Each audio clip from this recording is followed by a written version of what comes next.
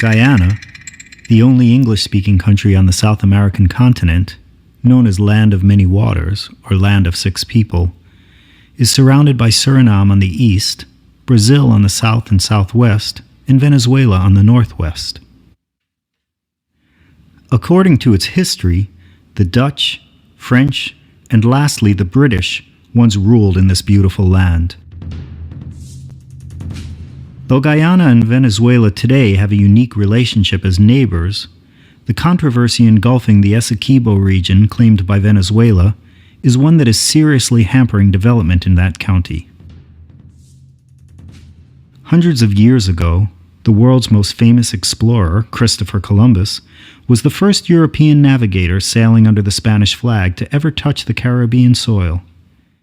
It was in 1492 when Columbus reached the Bahamas.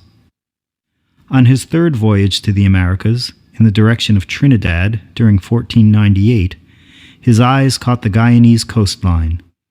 While on that voyage, Columbus did not attempt to explore the coastline known as the Wild Coast. He discovered, or what some people argue, rediscovered, the West Indian Islands and the American lands. Nonetheless, his first voyage in 1492 was a landmark from the perspective of the Europeans. He sailed across the Atlantic and discovered West Indian Islands and American lands. Later, Spaniards such as Alonso de Ojeda, Vicente Yanez Pinzon, and another famous explorer, Amerigo Vespucci, traveled along that region. The Americas, both South and North America, were named after Amerigo Vespucci. A petition followed Columbus' discovery from King Ferdinand and Queen Isabella to Pope Alexander. The petition was for the Pope to recognize the new lands as Spanish possessions. Although the Spaniards made all those great expeditions, they never did establish a settlement until about 96 years later. This was mainly because the Caribs continuously drove them out on every attempt. When rumors of wealth started circulating, the governor of Trinidad, Antonio de Berro, journeyed the Orinoco in search of El Dorado, also known as Manoa, also known as the Golden Metropole of the Empire of Guyana. He frequently visited there for years, with no success. It was not until about 1570s, based on the available historical records, that non-Spanish Europeans, they also wanted to spread Christianity to the native people. The rumors did not stop there. Sir Walter Raleigh, the famous British knight, also visited the Orinoco in search of El Dorado, the make-believe city of gold, in 1595. He heard about this fabled city of El Dorado and this supposed legendary king Manoa. And so he himself made 2 expeditions to the highlands of the Guyanas searching for El Dorado. Of course, he didn't really find El Dorado as such. In 1595 or 96, the Spaniards settled at an Amerindian village called Santo Tomé on the south bank of the Orinoco. This was stated very clearly in the Venezuelan Blue Book.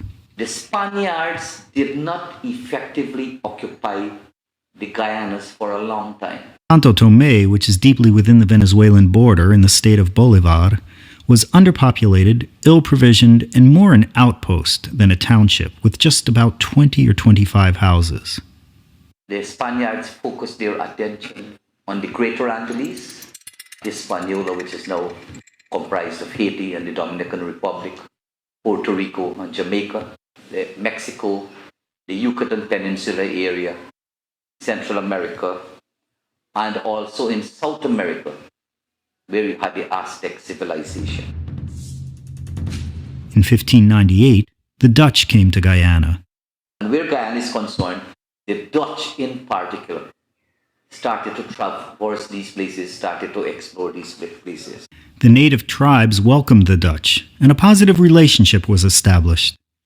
A relationship that became very useful in times of tribal differences and as well as during attacks. The Dutch really befriended the indigenous people. They devised a method of trade which is referred to as barter trade.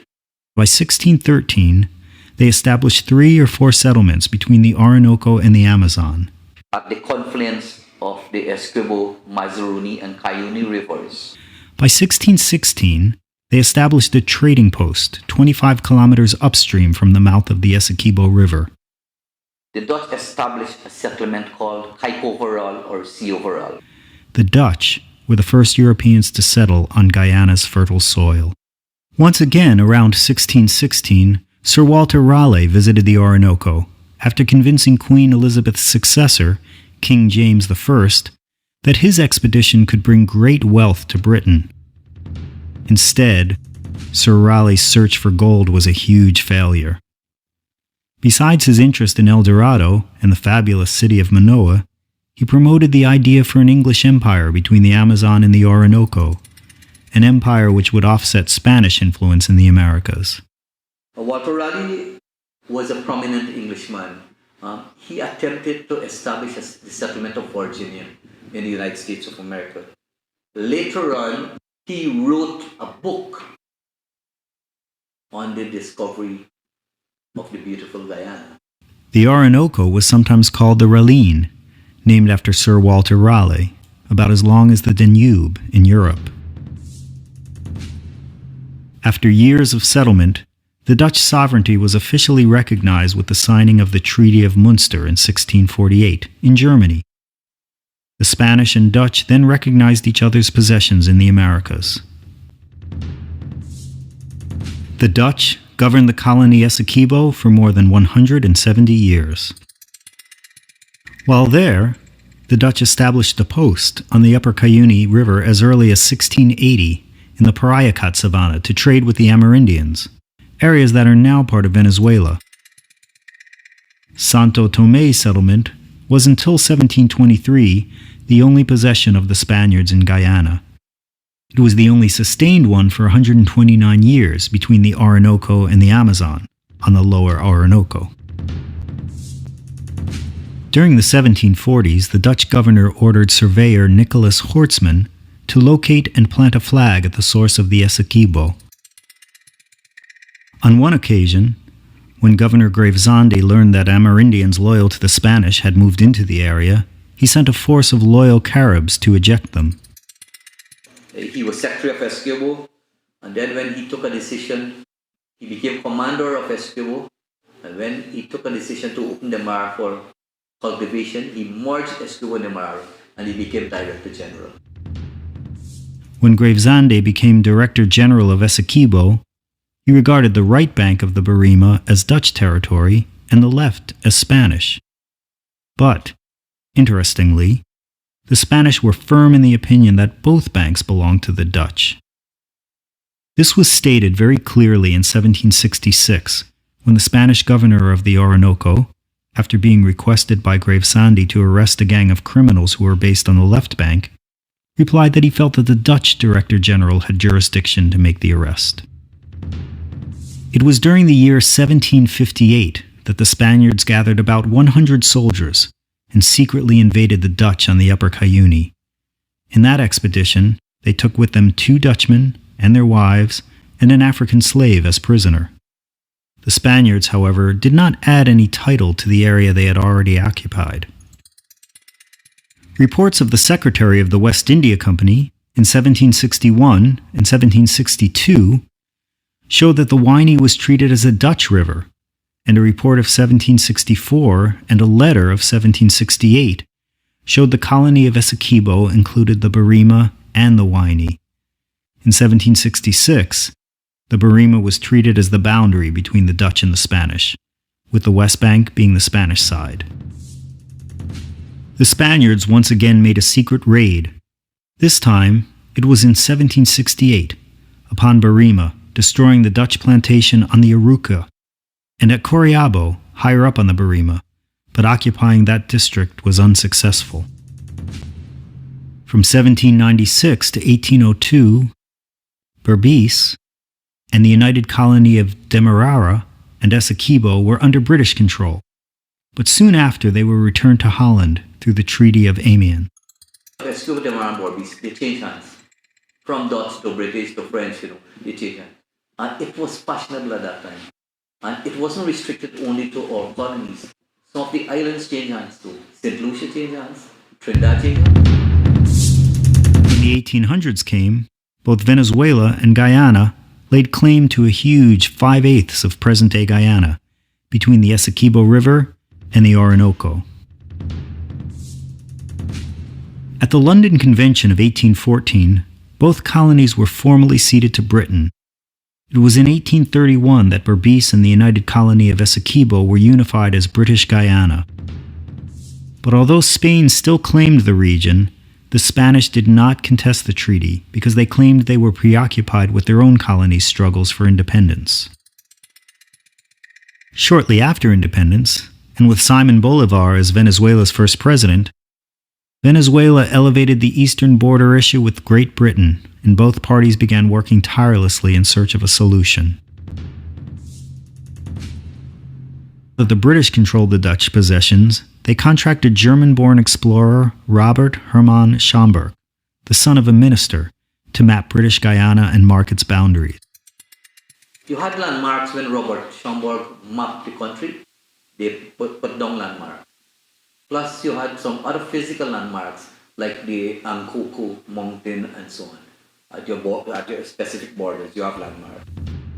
Schomburgk explored the interior before for the Royal Geographical Society during 1834. He began by British Guyana's western boundary with Venezuela at the mouth of the Orinoco River. He was careful to employ the natives as his guides, to man the canoes. He produced maps of Guyana. And these maps were used during the 1899 arbitration award. A map of the British colony was published in 1840. When completed, he was honored with the Medal of the Royal Geographical Society, decorated by the King of Prussia with the Order of the Red Eagle, and was praised by the great father of modern travelers, Baron Humboldt. In Robert's 18th letter to the British government, he wrote, "My Lord, I have now the honor to place before your lordship the general map of British Guyana, based upon my surveys from 1835 to 1843, executed in part as Her Majesty's commission, and during my explorations under the direction of the Royal Geographical Society of London. I considered it my duty to remain in London until it was completed, to prevent the occurrence of any mistakes in this otherwise merely mechanical part of the construction of the map." This is what Schomburgk's first line looked like, because much more evidence was found when commissioned by the British to survey a few years later. His second line looked like this. It was also evident that the Dutch conducted activities all the way to the Orinoco. A decision was made in 1850 agreeing not to occupy the disputed zone. Not long after, Venezuela broke the agreement because gold was discovered in the Ullari. When mining started, Venezuela's claim became even stronger and stronger. In 1857, the news was that the Opata diggings appeared to be in British territory, where a large quantity of gold was discovered. Because Venezuela wanted to control the miners, she committed her first violation by establishing a township on the right bank of the Ullari River. That river is in eastern Venezuela, about 135 miles, 272 kilometers, east-southeast of Ciudad Bolivar in the Venezuela-Guyana highlands. The town was at the center of gold mining since 1853.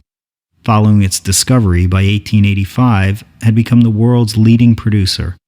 The first gold rush was over by 1899.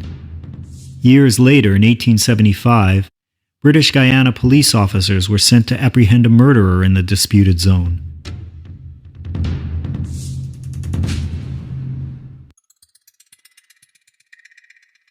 The United States of America and Venezuela had a great relationship. President Cleveland of the USA supervised the Venezuelan side of the dispute after 1895, forcing Great Britain to arbitration. The treaty provided for a tribunal of 5, 2 to be selected by the British, 1 by the United States, and 1 by Venezuela, and the 5th by all 4, or by the King of Norway and Sweden. two key dates were taken as relevant to the issue: the boundary at the time when the British acquired the Dutch colonies in 1803, confirmed in 1814, and the date 1847. 1847 was arrived at as a consequence of the prescription rule, which in effect stated that the settlement of territory or exclusive political control over it for the 50 years prior to the signing of the treaty was sufficient to make good title. Under the terms of Article 13, the parties to the treaties were committed to regard the award as a full, perfect, and final settlement. The Treaty of Washington was signed in 1897. This is so because in the 19th century, the boundary between what was then British Guyana and Venezuela was unsettled. It had been subject to a lot of considerations due to colonial occupation and rules of succession. And Venezuela appealed to the United States, which put pressure upon Britain to come to a conclusion with Venezuela on the boundary. So the Treaty of Washington was signed, which established that the boundary be settled by arbitration, and that both sides would respect the results of the arbitration as the full, final, and perfect settlement. And the dispute was submitted to an arbitral tribunal, on which both countries were to be represented equally. Paris tribunal hearings were opened in Paris on June 15, 1899. This was an arbitration to settle our boundary with Venezuela. And you had Great Britain participated in that, the United States and Russia also participated. And in that 1899 arbitral award, it was deemed a full, binding, and final settlement of the border issue. Prior to the hearing, Venezuela could not appoint a Venezuelan judge. The British ambassador in Washington, Sir Julian Pauncefote, vetoed the idea but then accepted their counsels. With Venezuela and the United States relationship at its peak, all Venezuela's counsels were Americans. The British, on behalf of the people of British Guyana, had claimed as the boundary the entire Cuyuni River, the source of the Cuyuni River, as well as the mouth of the Orinoco, whereas Venezuela, on its part, had claimed territory right down to the east bank of the Essequibo River, or the Essequibo River itself. Ex-President Cleveland declined to lead their team, and they settled on ex-President Benjamin Harrison, the 23rd President of the United States, instead. President Harrison took along General Benjamin Tracy and James Soley. Both men were part of President Harrison's former administration. The junior member of the team was Severo Mallet Prevost, former secretary to the U.S. Boundary Commission. What I can say about the tribunal is that Venezuela chose American representatives, including a former president and very eminent American jurist, is really to do a distortion on the historical situation, because the choice of the Americans was done by Venezuela in the full light of their knowledge. Attorney General Richard Webster, assisted by the former Attorney General of the previous administration, Sir Robert Reed, led the British team. Their other two counsels were George Asquith and Rowlett. Venezuela presented a negative case in challenging British assertions about the Dutch occupation, because, of course, the Spaniards had never effectively occupied the Essequibo region. That credit must go towards the Caribs, who kept them at bay. True, we have wide borders, and it's possible from Venezuela they could have trickled over into the Essequibo region. The Court of Arbitration awarded 94% of the disputed territory to British Guyana, and the issue appeared to be settled. The arbitrators handed down an award on the 3rd of October 1899. Neither side got what it claimed: the mouth of the Orinoco to Venezuela, the source of the Cuyuni to Venezuela, but all land west of that was awarded to Guyana. And therefore, what is now known as Guyana is as a result of the arbitral award of 1899.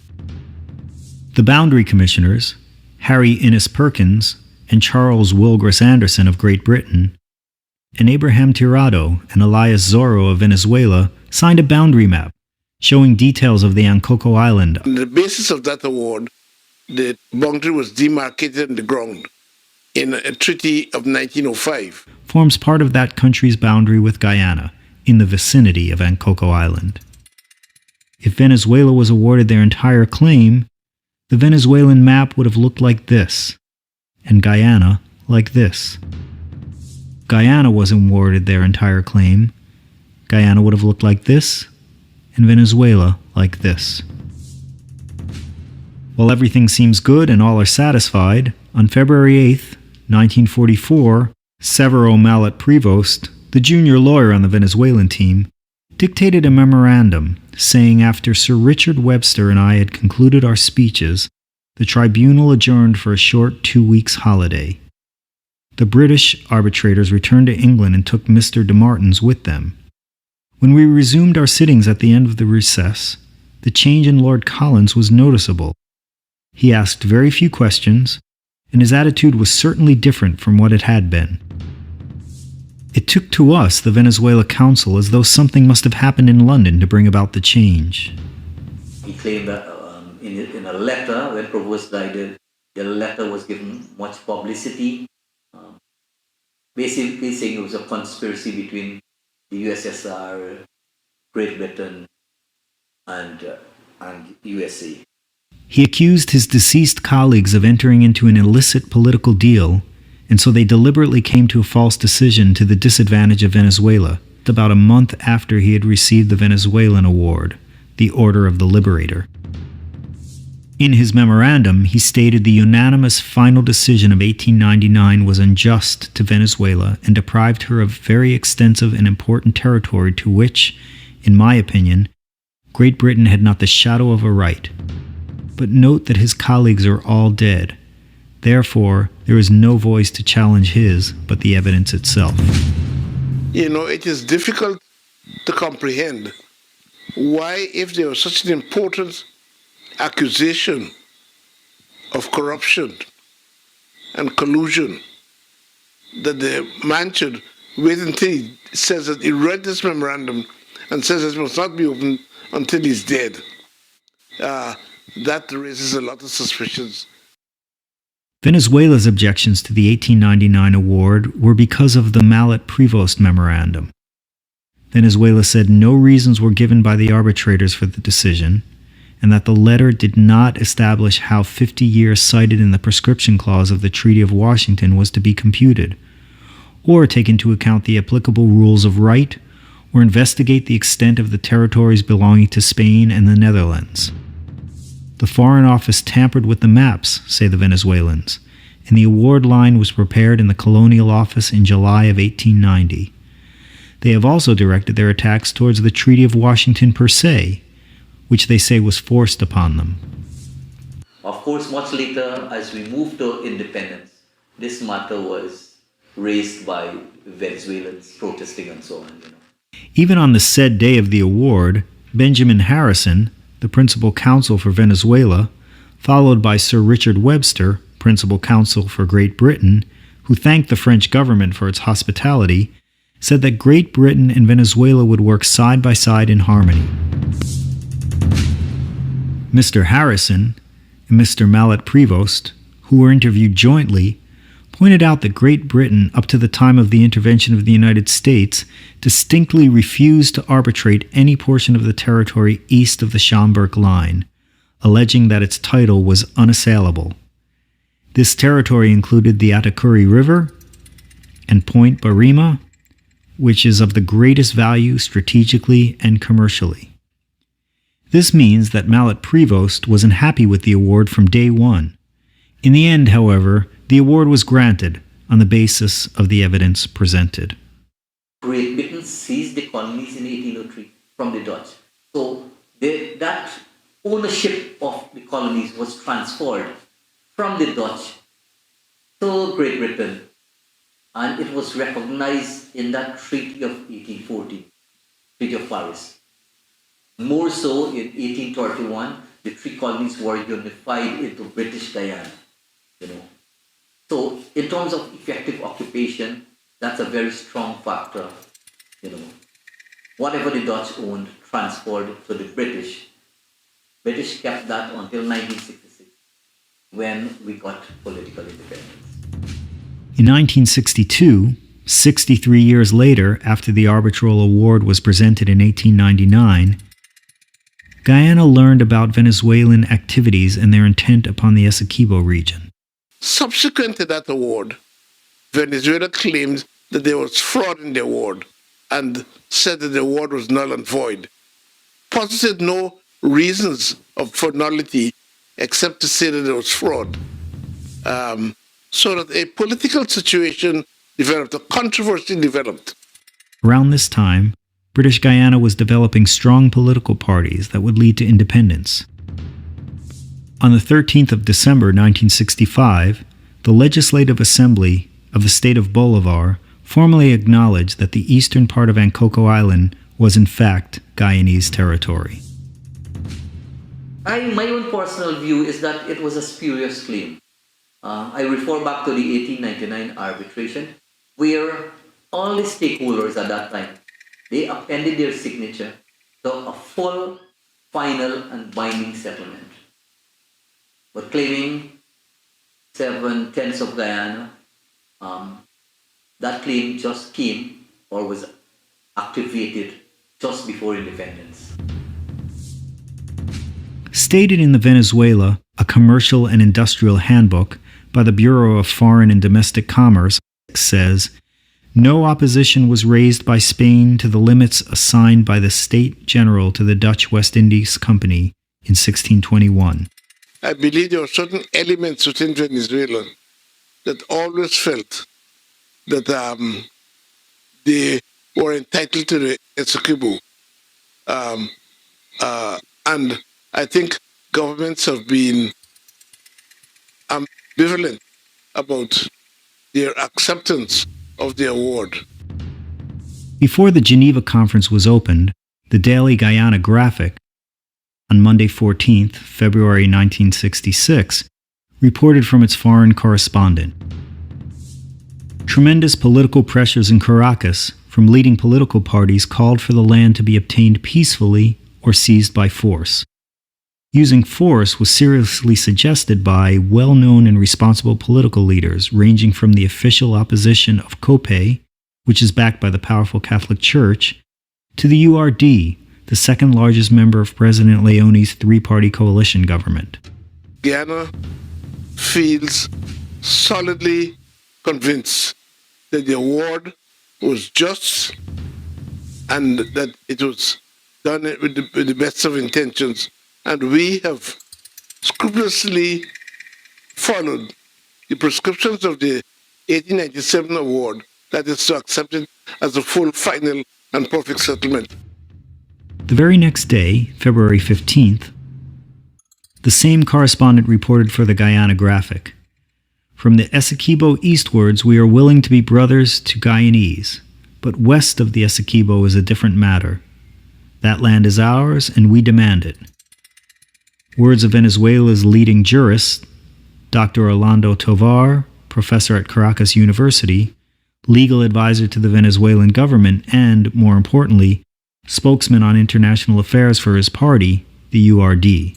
Discussions were held between the United Kingdom and Venezuela involving Guyana at different stages of those discussions.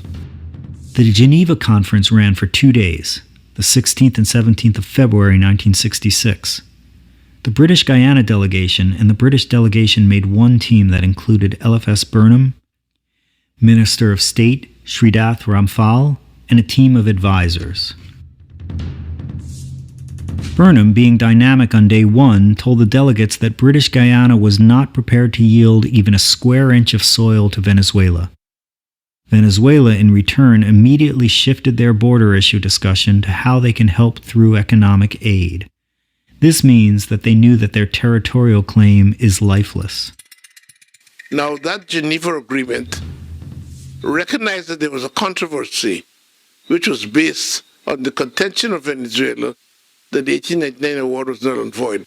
What it did essentially was to establish a mixed commission comprised of Venezuelan and Guyanese commissioners who were to meet for a period of 4 years to find a peaceful settlement of the controversy. Unlike an offer to Venezuela for the examination of documents, the agreement was now an international treaty, which was legally binding.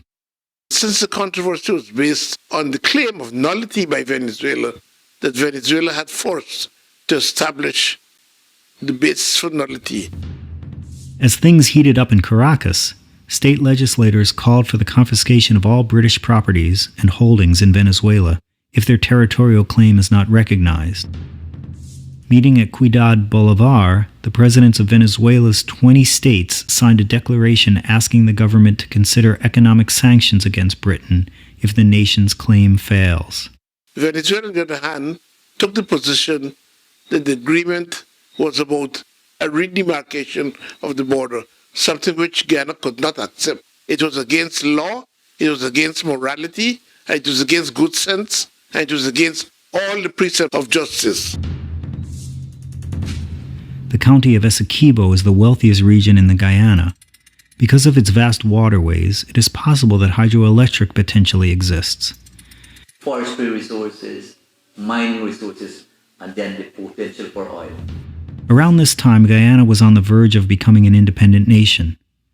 February 17, 1966, the governments of Venezuela, the United Kingdom, and Guyana signed the Geneva Agreement. Under the Geneva Agreement, the two governments were then enjoined to choose a means of settlement from one of those prescribed under Article 33 of the Charter of the United Nations, or in the event of their failure to do that, to refer the choice of means to the Secretary General of the United Nations. Article 3. The Mixed Commission shall present interim reports at intervals of 6 months from the date of its first meeting. Article 5. No new claim or enlargement of an existing claim to territorial sovereignty in those territories shall be asserted while this agreement is in force, nor shall any claim whatsoever be asserted otherwise than in the Mixed Commission while that commission is in being. Article 8. Upon the attainment of independence by British Guyana, the government of Guyana shall thereafter be a party to this agreement, in addition to the government of the United Kingdom of Great Britain and Northern Ireland and the government of Venezuela. However, Guyana found that Venezuela was hostile in its attitudes towards cooperation. On the 25th of February, 1966, the Caracas English-language paper, the Daily Journal, reported that Venezuela's foreign minister, Iribarren Borges, said, as for the independence and recognition issue, when British Guyana becomes independent, Venezuela may recognize her, but not the territory in dispute. The provisions of the Geneva Agreement were triggered into action, Article 4 of the Geneva Agreement, and the two sides agreed to refer the matter to the Secretary General of the United Nations. Shortly after the signing of the Geneva Agreement, Dr. Ignacio Iribarren Borges sent a copy of the document in a letter to the United Nations Secretary General Uthant.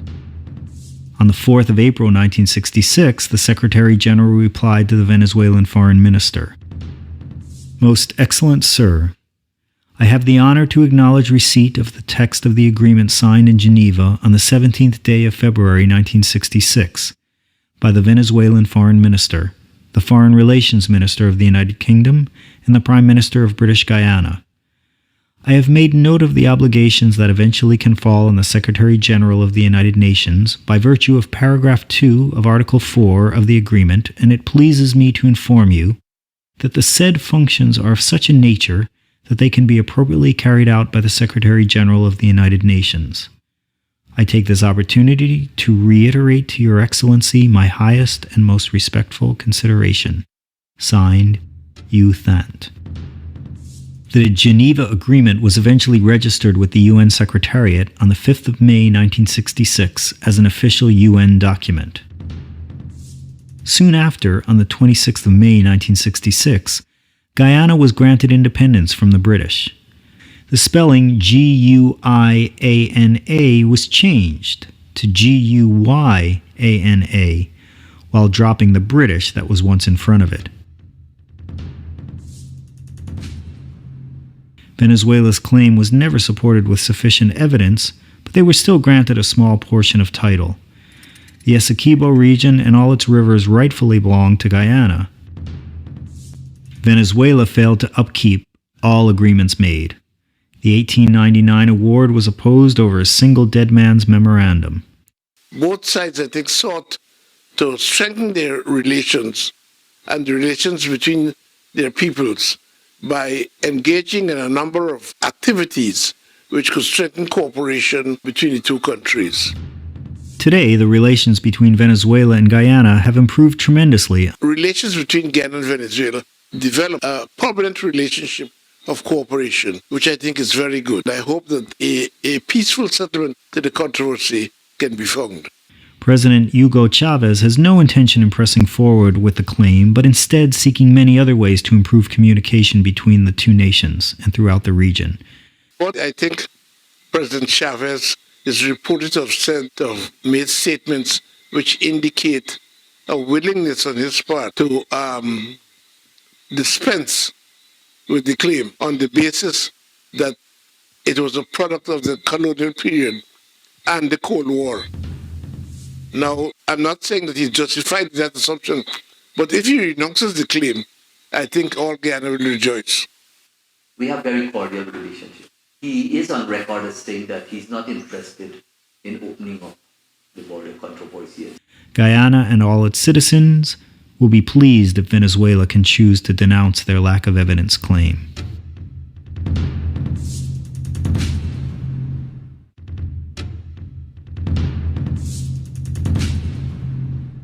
Unlike the Spaniards, the Dutch developed a trustful relationship with the indigenous people. The Dutch realized that they could benefit from settling in the region. Before Guyana became British Guyana in 1831, it was Dutch Guyana. Gold was a big issue in this controversy upon its discovery. This piece of land is what stands between these two countries, the wealthy Essequibo. How can the arbitration be referred to as null and void? Prevost's memorandum is what is causing this controversy to exist today.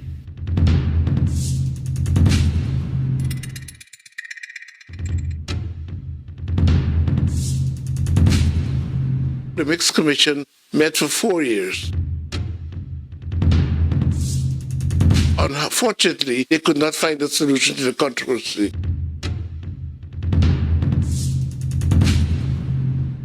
Forestry resources, mining resources, and then the potential for oil.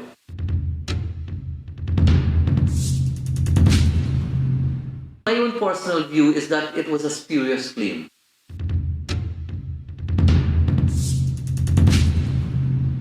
Venezuela and Guyana entered into discussions with the United Kingdom participating as an observer.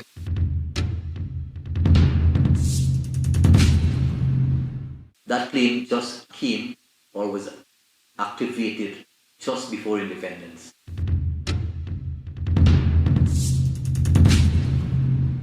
What is quite suspicious from the Guyana point of view, evidence that Venezuela produces a memorandum written by a junior member of the team that was prosecuting Venezuela's claim, that claimed that the Russian judge had done a deal with the British arbitrators.